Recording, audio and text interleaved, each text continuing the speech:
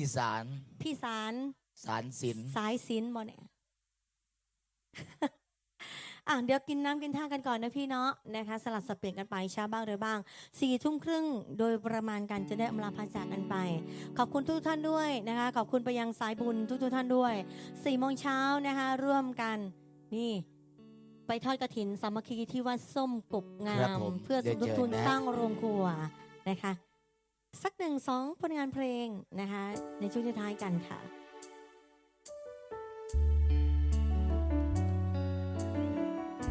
พิเศษสาวๆด้วยนะคะ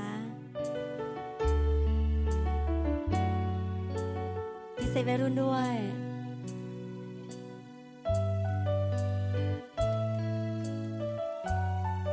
ขอบคุณพี่สาวเสื้อขาวด้วยนะคะ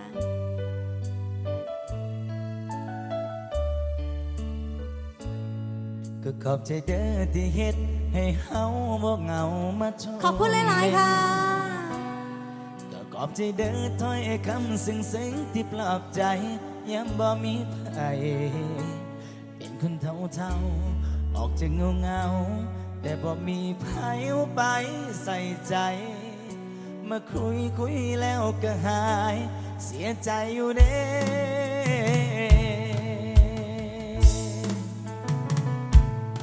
คือถึกเทตอนเงาหูสึกดีจะเพลินไปบ่ได้ลาจากยา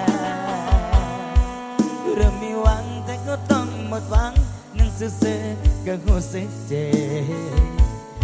บบ่เคยจำย้อนว่าใจง่ายพอสิหักไผก็ใจอักเสบเขาก็ไปไม่ตามสเต็ปแต่เขาสึกจริงจังอีลี เอาละได้ชื่อร้องนะคะขอบใจเด้อที่มาเก็ตให้เพลินคิดว่าเขาเป็นคนสำคัญแต่ความจริงมันก็พอสำนันเขาก็แค่คนทั่วไปคุยจบก็ลบทิมเขาบ่ได้เสียดายเขาก็เก็บเอามาเพิ่มอ่านไปยิ้มไปขอบใจเด้อที่เก็ตให้เขานั่งให้โดยที่โตบ่ได้คิดเยอะขอบใจเด้อขอบใจได้หลายค่ะขอบคุณมากมายด้วยนะคะ4 ทุ่มครึ่งโดยประมาณกันจะได้อำลาพาจากกันไปกับพวกเราทีมงานซอนเพชรซาวไตออดิโอแม็กกิ้งคอนเสิร์ตนะคะ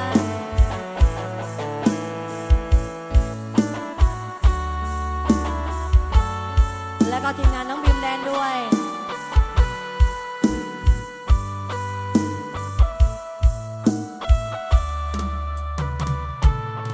คือถึกเทตอนเงาหูสึกดีเดี๋ยวเพลินไปหมดได้ลาจากยาเริ่มมีหวังแต่ก็ต้องหมดหวังนั่งซื่อๆก็หูสึกเจ็บบ่เคยจำย้อนว่าใจง่ายพอสิหักไผก็ใจอักเสบแล้วก็ไปตามสเต็ปแต่เขาสึกจริงจังอีลีช่วยกันหน่อยเร็วขอบใจเด้อที่มาเก็บคิดว่าเขาสำคัญแต่ความจริงมันก็พอสำนักเขาก็แค่คนทั่วไปคุยจบก็ลบทิมเขาบ่ได้เสียดายเขาก็เก็บเอามาปลื้มอ่านไปยิ้มไปขอบใจนะที่เก็บแก่เขานั่งให้โดยที่โต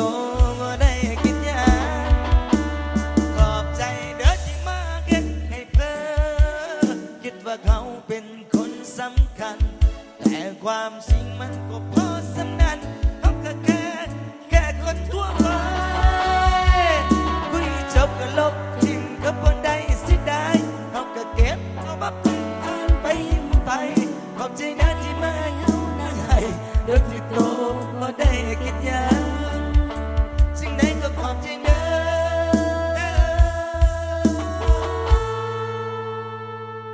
ขอบใจโตอีลีขอบใจเด้อขอบคุณซื้อประมูลด้วยนะคะช้าๆกันอีกสักหนึ่งผลงานเพลงเดี๋ยวมาสนุกสนานกันเนาะนะคะหลายๆผลงานเพลงยังติดค้างกันอยู่ข้อเพลงอะไรขึ้นมาคะสาวๆโอ้ได้ค่ะสักครู่เนาะ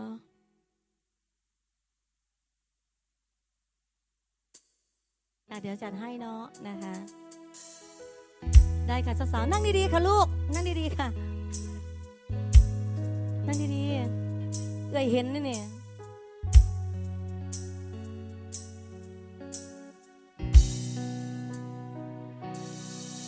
เว้ากันซุมือจนหูสึกดีก็บ่มีอิหยังเปลี่ยนไปจากมื้อนั้นที่เธอเข้ามาอยู่ในใจจนเวลาสิฮอดปีความหักที่มีในใจก็เริ่มสิลายแล้วตอนนี้แต่เธอยังมีท่าที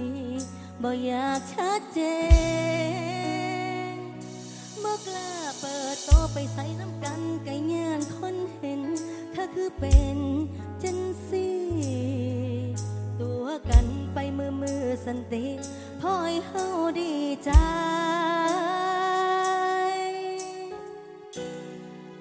ก็เฮาแค่คนคุยเหตุทุกอย่างก็คือแฟนแต่บ่มีสิทธิ์ควงข้างเปิดโตเป็นคนของใจก็เฮาแค่คนคุยเขาพอคนคุยไม่ถือใจเขาก็เทเอาไปเขาสิคุยกับเฮาโดนปานใดมันบ่สำคัญมาเป็นคนที่ใช่ก็เป็นได้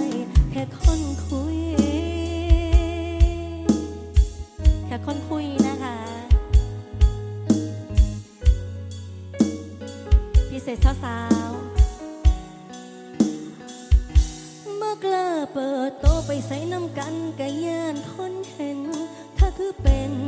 จังซี่ตัวกันไปมือสันติพอให้เฮาดีใจ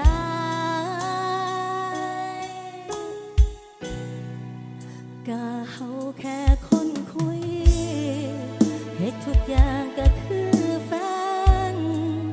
แต่บ่มีสิทธิ์ควงข้างเปิดโตเป็นคนของใจก็เฮาแค่คนคุยเขาพอคนคุยไม่ถือใจเขาก็เทเอาไปเขาสิคุยกับเฮาโดนปานใดมันบ่สำคัญมาเป็นคนที่ใช่ก็เป็นได้แค่คนคุย4 ทุ่มโดยประมาณนะคะขอเสียงคอนเสิร์ตเนี่ยพี่น้องสโล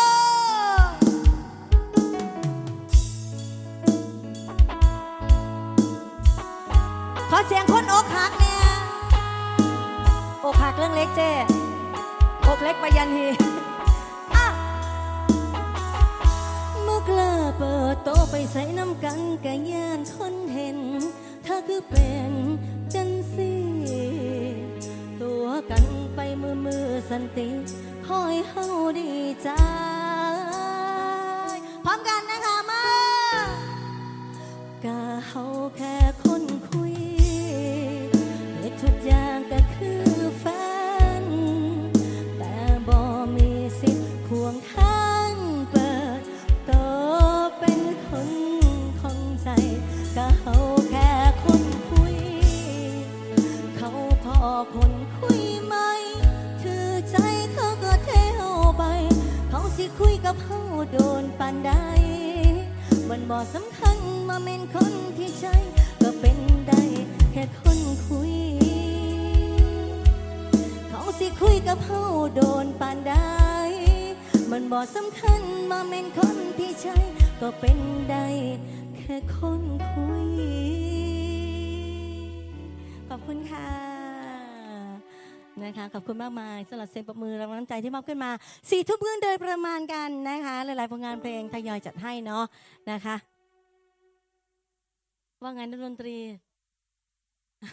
ขอบคุณไปยังอาจารย์แม็กด้วยนะคะสอนเพชรซาวนะคะตายออดิโอนะคะ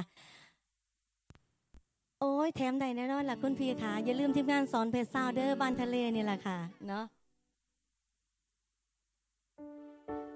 อีกสักหนึ่งผลงานเพลงแล้วกันเนาะสงกรานต์เจอกันแน่นอนค่ะกับพวกเราทีมงานซอนเพชรซาวนะคะ13 เมษายนทีมนี้เลยนะคะพร้อมกับแดนเซอร์นะคะขอ สิขึ้นงานมื้อนี้บ่ล่ะเฮ้อ ไม่ครับไม่ นักเดี๋ยวนักลองใช้อยู่หอดสงกรารบ่ล่ะคะหอด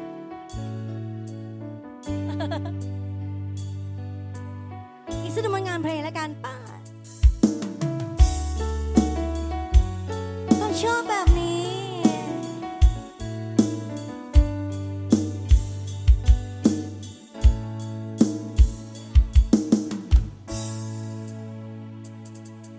เวลาที่เธอยิ้มมันช่างสดใสโลกทั้งใบกลายเป็นสีชมพูเพียงแค่เธอยิ้มมาใจมันสั่นยังไงไม่รู้ทุกอย่างกลายเป็นสีชมพูทันใดเธอโอ้เธอรู้ไหมใจฉันไหวหวั่นเวลาที่ได้ใกล้กันหัวใจฉันแทบจะวายเพียงแค่เธอสบตาฉันก็แทบจะบ้าตายรู้ไหมฉันจะละลายแล้วชอบแบบนี้ก็ชอบที่เป็นแบบนี้ชอบแววตาแบบนี้ชอบรอยยิ้มแบบนี้ก็ชอบคนนี้ ชอบคนไหนหรอ จะเอาแบบนี้จะเอาที่เป็นแบบนี้จะเอาแววตาแบบนี้จะเอารอยยิ้มแบบนี้จะเอาคนนี้ Baby ก็ชอบที่เป็นแบบเธอ ขอเสียงคนขี้เมาหน่อย ขอเสียงคนขี้เอาหน่อย นั่น ก็ชอบแบบนี้ ก็ชอบขี้เมาแบบนี้ ชอบใช่ไหม ก็ชอบขี้เอาแบบนี้พิเศษพี่น้องทะเลด้วยนะคะ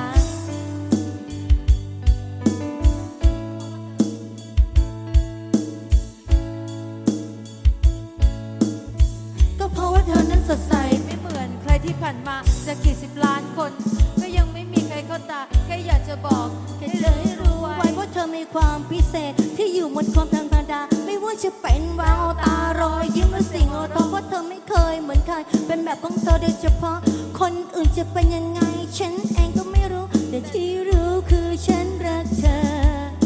เพราะชอบแบบนี้ก็ชอบที่เป็นแบบนี้ชอบแววตาแบบนี้ชอบรอยยิ้มแบบนี้ก็ชอบคนนี้โอ้จะเอาแบบนี้จะเอาที่เป็นแบบนี้จะเอาแววตาแบบนี้จะเอารอยยิ้มแบบนี้จะเอาคนนี้ Baby ก็ชอบแบบนี้ ก็ ก็ ช ช อ อ บบ ที่ ที่ เป็ เป็น น แบ แบบ บ นี้ นี้ ชอบแววตาแบบนี้ ชอบรอยยิ้มแบบนี้ ก็ชอบคนนี้โอ้จะเอาแบบนี้จะเอาที่เป็นแบบนี้จะเอาแววตาแบบนี้จะเอารอยยิ้มแบบนี้จะเอาคนนี้ Baby ก็ชอบที่เป็นแบบเธอ ผ่านไปชอบแบบนี้นะคะเดี๋ยวช่วงนี้เราสนุกสนานกันในช่วงท้ายๆกันจิตรลาพูดลาบอารมณ์ใหม่ๆกันเลย พิเศษไปยังสาวๆบานทะเลสุขุสุคนนะคะน้ำตาย่อยปกน้ำตาย่อยปก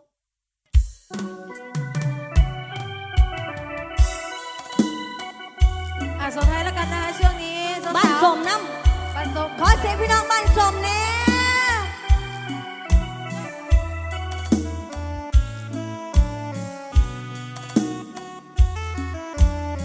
ออกมานะคะออกมานะคะ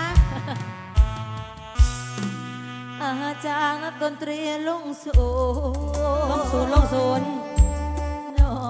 งกำลังว่าสิโอละน้อง น้ำตา ตากะไหลย่อยลงคอจนน้องสำลัก ประจำนำซ้ำเป็นคนที่น้องหัก ว่าผู้สาวทำให้เขานางตา อยู่หน้าเวที ช่วยท้ายกันค่ะยาวพี่น้องยาว เย้เอวมาเอวมา 4 ทุ่มครึ่งค่ะเฮ้ยเฮ้ยกับพวกเราทีมงานสอนเพลงสาวตายออดิโอแม็กอินคอนเสิร์ต สิร์ตกันค่ะส่งท้ายกันนะจ๊ะนะจ๊ะเฮ้เฮ้เฮ้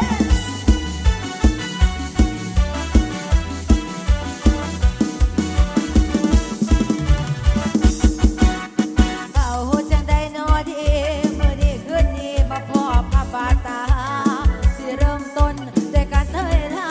ก็ย่านหัวหน้าไล่ออกจากวงสิเตยโศกกับบ่แม่นฉากโศกคิดบ่ตกให้ถือไม่เฮินงงผู้หลังอ่างกะลุ่นจนตัวโกงอย่าเสียชื่อวงนางเอกหมอลำเชื่อเฮ้ยเฮ้ยสาวหมอลำช้ำหนักโป๊กพักดังโป๊กโป๊กโป๊กโป๊กโป๊กโป๊กโป๊กโป๊กโป๊กโป๊กโป๊กดนตรีโจ๊ะโจ๊ะน้ำตาย้อยพังน้ำเฮ็ดกันข้าโพดคือโหดข้าแท้จนเป็นอ้ายตอแหลใจแหล่ใจดำตัวผู้สาวหมอลำมายืนช้ำอยู่บนเวที โอ้เดไอ้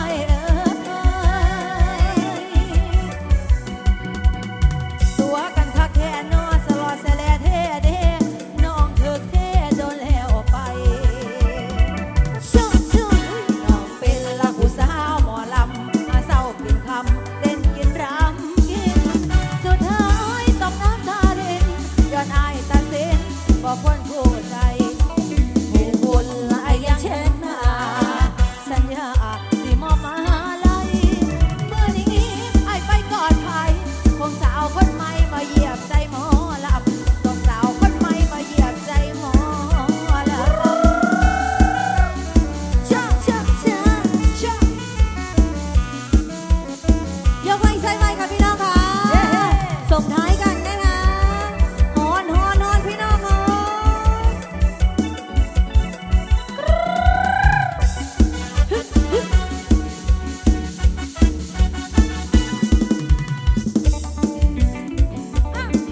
ยกใหญ่ใส่เอวขอเสียงผู้สาวบ้านสมเลย ยังไหวยังไหว จ้า ชะปะสาวหมอลำช้ำหนักโอ้ขาดดังโป๊กโป๊กโป๊กโป๊กโป๊กโป๊กโป๊กโป๊กโป๊กโป๊กโป๊กโป๊กโป๊กดนตรีโจ๊ะโจ๊ะน้ำตาย้อยพังน้ำตาให้กันข้าโพดคือโหดคำแท้ กราบช่วงล่างแม่ ใจแหล่ใจดำกว่าผู้สาวหมอลำมายืนช้ำอยู่บนเวทีโอ้เด้ไอ้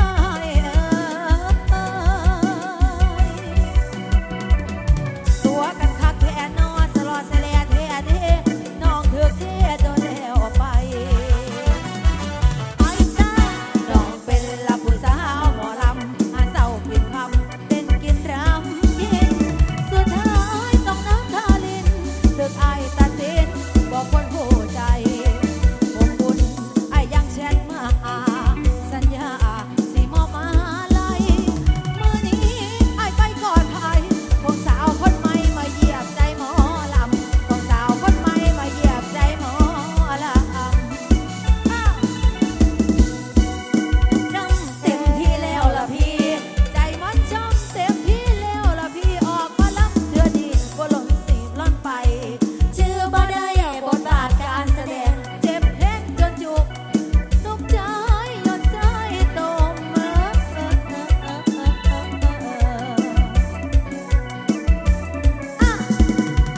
ปกปกปกปกปกปกปกปกปกปกปกปกปก ยกไว้ใส่เอวกันในช่วงท้ายกันจะได้อำลาพรจากกันไปนะคะ ส่งท้ายกันขั้นของผลงานเพลงแต่ว่าเราซ้อนเพชรสาวตายออดิโอ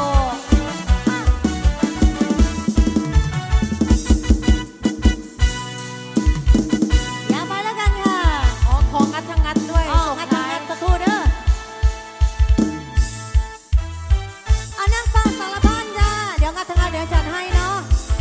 ส่งท้ายกันค่ะ เฮ้เฮ้เฮ้อายกไปลูกยกไปชอบชอบ มางัดทั้งงัดส่งท้ายกันนะคะ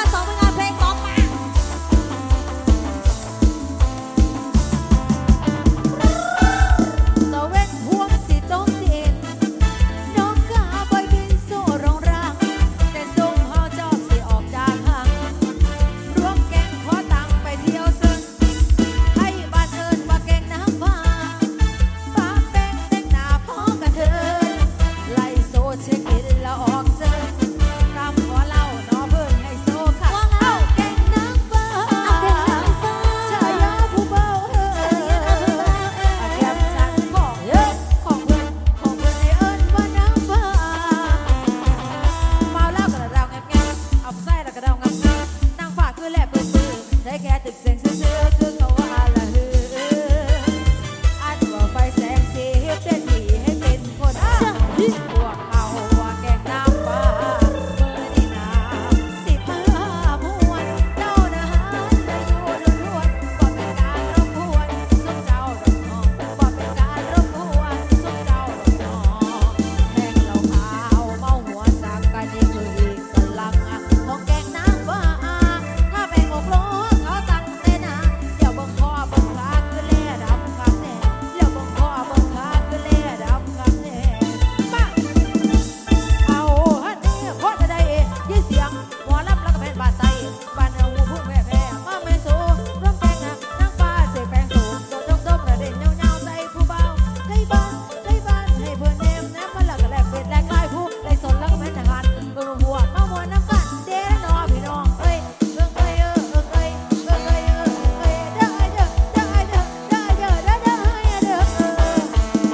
มาลูกใครเนี่ยลูกใครเนี่ยลูกเอวดีขนาดนี้พ่อแม่เอวดีขนาดไหนคะไหนพ่อแม่อยู่ไหนขอดูเอวหน่อยสิไอ้โยกไว้ไป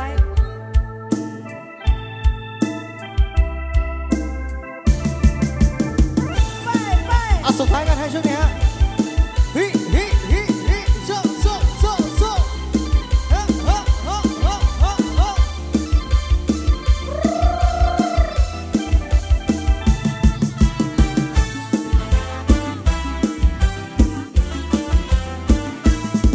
สุดท้ายกับพวกเราทีมงานนะครับ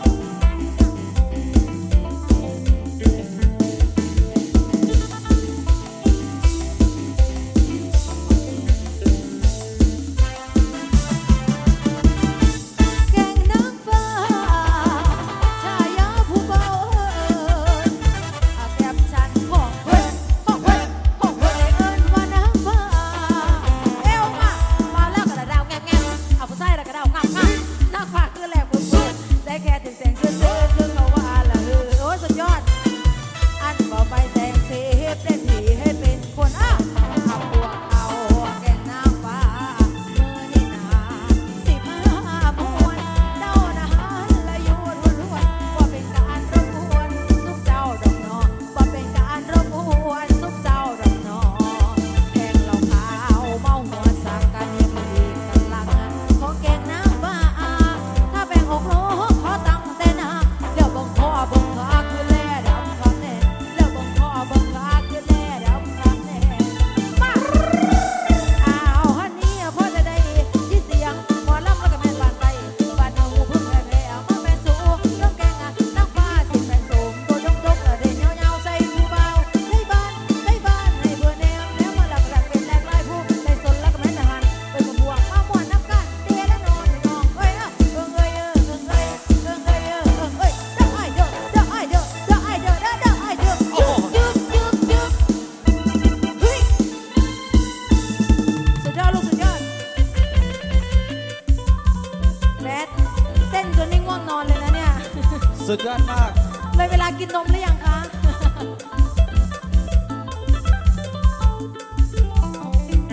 ขอบคุณแดนเซอร์นะไปยืนทุกท่านด้วยนะคะ สุดท้ายกับพวกเราทีมงานแล้วกันนะครับ จ้ะ ช่วงนี้นะฮะอ่ะงัดทั้งงัดตามคำแนะนำครับปิดท้ายในช่วงนี้นะครับบายฮิฮิฮิฮิฮิฮิ ส่งท้ายด้วยผลงานเพลงนี้เลยละกันนะคะ ดูตัววินส่องแสงยายแต่อายเธอ เอา เศร้า มาจากกันไปเลย ไอ้ ละ ใน กันใน กี่เธ ช่ว อง นี้ เจ้าสูง นะ เศร้าสู้แรง จะว่าเป็นเช่นใดอย่ากินแต่หน่อไม้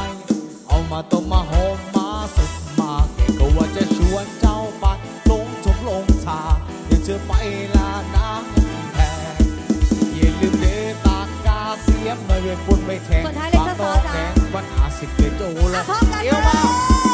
งัดทังงัดทังงัดทังงัดงัดทังงัดทังงัดทังงัดงัดทังงัดทังงัดทังงัดงัดทังงัดทังงัดทังงัดอ้าวงัดทังงัดทังงัดงัดทังงัดทังงัดทังงัดงัดทังงัดทังงัดทังงัดงัดทังงัดทังงัดทังงัด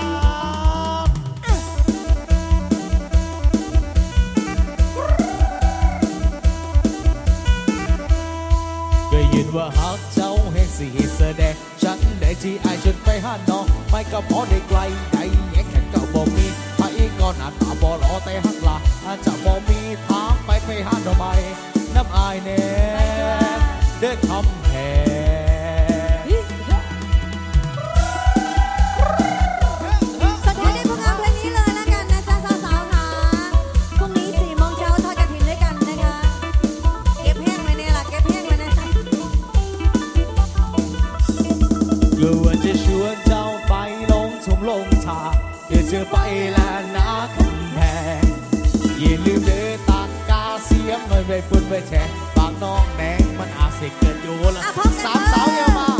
งัดชังงัดชังงัดชังงัดบึ้จำบึ้จำบึ้จำบึ้งัดชังงัดชังงัดชังงัดงัดชังงัดชังงัดชังงัดอ้าวงัดชังงัดชังงัดชังงัดชังงัดชังงัดชังงัดชังงัดชังงัดชังงัดงัดชังงัดชังงัดชังงัด มันลูกผู้ใด เธ ล่ะ อยืนว่าฮักเจ้าให้เสียแสดงจังได้ที่อาจนไปหาน้องไม่ก็พอได้ไกลได้แดงเถิดเจ้าบ่มีพระเอกก็หน้าตาก็หล่อแต่หักละเจ้าบ่มีทางไปหาหน่อไม้น้ำอายแน่เด้อคำแพงอีรอบ มาเถอะ งัดชังงัดชังงัดชังงัดงัดชังงัดชังงัดชังงัดอ้าวงัดชังงัดชังงัดชังงัดงัดชังงัดชังงัดชังงัดงัดชังงัดชังงัดชังงัดเฮ้ยงัดชังงัดชังงัดชังงัดงัดชังงัดชังงัดชังงัดเด้อนางเด้อเด้อนางเด้อเด้อนางเด้อเด้อนางเด้อเฮ้ยเฮ้ยเฮ้ยเฮ้ย ขอให้เริ่มไปเลยทุกท่านเลยแล้วกันค่ะเอาล่าพระจากกันไปกับพวกเราทีมงานสอนเพชรซาวตายออดิโอแม็กอินคอนเสิร์ตขอบคุณหลายๆเนี่ยประธานคณะเจ้าภาพของเราไม่ว่าจะเป็นคุณพ่อสมทรง ครับผมนะฮะ คุณแม่ ทองเม็ดด้วย ครับผม แล้วก็พี่น้องบ้านสมบังทะเลสุขุมสุขนนำนะคะอำลาพระจากกันไปขอบคุณทุกรางวัลน้ำใจขอบคุณทางพวกเราแม่ครัวใจดีวันนี้อำลาพระจากกันไปอีหลีอีหลอได้เนี่ย อีลี่รอ อีหลีอีหลอเลยเอาเตยล่าไปเลยด้วยค่ะ จ้า เสียงสดๆให้จะเชื่อได้พี่น้อง ขอบคุณครับขอบคุณครับขอบคุณทุกกำลังใจนะครับ ไปเด้อไปเด้อ และขอบคุณนะแขกผู้มีเกียรติทุกท่านนะครับขอบคุณพี่น้องนะครับที่หยุดเป็นแรงเชียร์แรงใจให้กับเราครับขอบคุณแม่ทองเม็ดด้วยครับขอบคุณพ่อทรงครับขอบคุณคุณแม่ด้วยนะครับคืนนี้นอนหลับฝันดีมีตังค์ใช้อย่าเจ็บอย่าจนอย่าเจ็บบุคคลอย่าเจอใครฮะสวัสดีครับ สวัสดีค่ะ